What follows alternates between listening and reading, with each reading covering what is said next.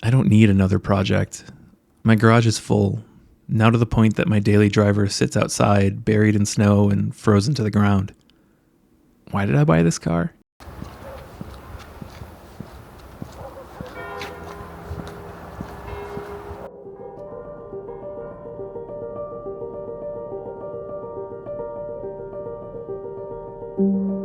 I miss being new to playing with cars. Driving $800 hoopties that barely ran. Feeling accomplished from the most minor modifications. Driving what is now a mind-bogglingly slow car as quickly as possible, wringing everything out of it while barely, if at all, breaking the speed limit. One of my favorite things in life is improvement through iteration, but I'm realizing that there are some things lost to progress. The immense gratification of taking a truly garbage car and making it just a little bit better. Feeling the satisfaction of swapping out blown shocks for used but good condition ones for the first time. Installing a chip that gives a 2 horsepower increase after going through an entire tank of gas to break it in. Feeling the reduction in body roll from upgrading sway bars. Not taking things so seriously. Not worrying about making things as good as I can. Not caring what my work on the car says about me. I guess that's why we say ignorance is bliss. The more you improve or optimize a project, the smaller the jumps of progress seem to be. Diminishing returns.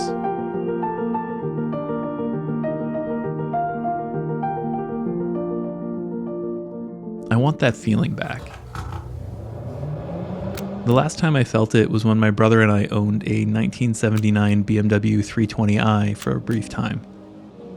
It barely ran and drove, was relentlessly slow, had all of the body roll you could handle, torqued when you loaded up the driveline, and sat well above 4,000 RPM on the interstate, but it was the most carefree, no ego, all smiles driving experience that I can remember ever having.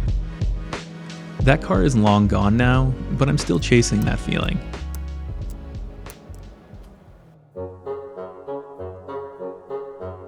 The E21 was the first 3 Series, but it was far from being all new under the surface. It was mechanically very similar to the E10 chassis that came before it, the BMW 02 series. I've always loved the iconic design of the 02. The single round headlights, large greenhouse, and funky proportions that make it simultaneously tiny yet large.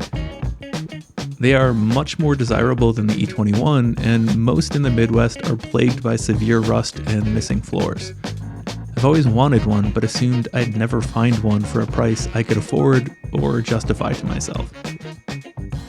But when I saw one with a solid floor pop up on Marketplace within an hour from my house for a good price, it brought all of the memories of my 320i flooding back. If I could get all of that, but in a better package, that would be something special.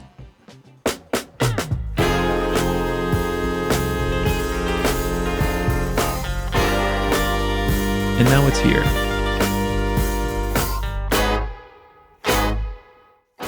This car is the antidote to my tendency to over-obsess on the details of everything in my 242 project. It's solid enough that it should be quick and easy to make it a driver, but it's also rough enough that it's never going to be a collector piece where I stress about scrapes, swirls, or rock chips. Simple motoring pleasure is the idea. Getting back to some of those first experiences I remember working on and driving cars, except with a few less mistakes. Despite this being a great find, it is undoubtedly rough. As a former New Mexico car, the paint and seals are expectedly baked, but it does also have some less pressing rust I'll likely need to deal with at some point down the road. Thankfully, the floors and everything structural appears to be intact, which is what tends to be rusted out on almost every other 2002 I see around here, at least the ones that haven't already seen exhaustive restoration. The interior is stripped bare, but I believe that I have all of the parts to put it back together, including brand new carpet. First though, I'll need to get it running. I saw a video of the engine start up and run on the same day I bought it, but I haven't yet seen it for myself. Allegedly, all it needs is a battery, but I'm sure this car has more than a few surprises in store. Given how long it's been sitting, I'll at least change the oil and filter to try to win some favor with the car right away as we begin this new relationship. And of course, after running comes driving, which I've been assured is likely only prevented by a leaking clutch line that I also have on hand. It rolls easily, so I know the brakes aren't seized, which is at least half the battle. As I think about what the goal is for this car, I've told myself it's to not get sucked into making it better. But maybe that's not it. Maybe I'm at a point where I'm starting to redefine for myself what good is. It seems like I've always been chasing creating the cleanest, shiniest, least used looking project cars that I'm capable of, while attempting to continually improve the performance far beyond the original intent. Right now, that seems to have a little less appeal. Maybe not in general, but certainly for this car at least. So that's it. A new good. Character over performance. Patina over perfection.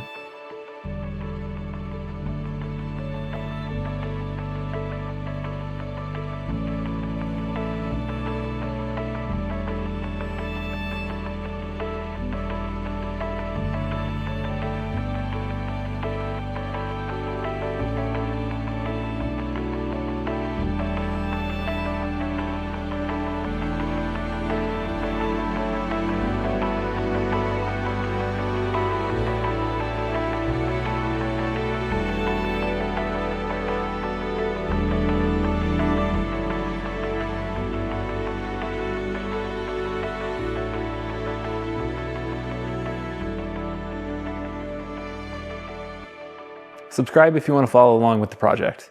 And for any 2002 fans out there, let me know if there's any tips or tricks or different resources that you would recommend I check out. I've done a little bit of researching and I've been really impressed by how available parts are for these cars to restore them both kind of interior and exterior. It's definitely not something I'm used to, having that much availability for parts at a reasonable price. Definitely not something I expected when I got the car, so it's been a really nice surprise. I'm going to use the interest in this video to help me gauge how much focus I'm going to put on this car in the near term. So if you're interested in this, drop a comment below and let me know. And if you enjoyed this video, here's another one that I think you might like. Thanks for watching.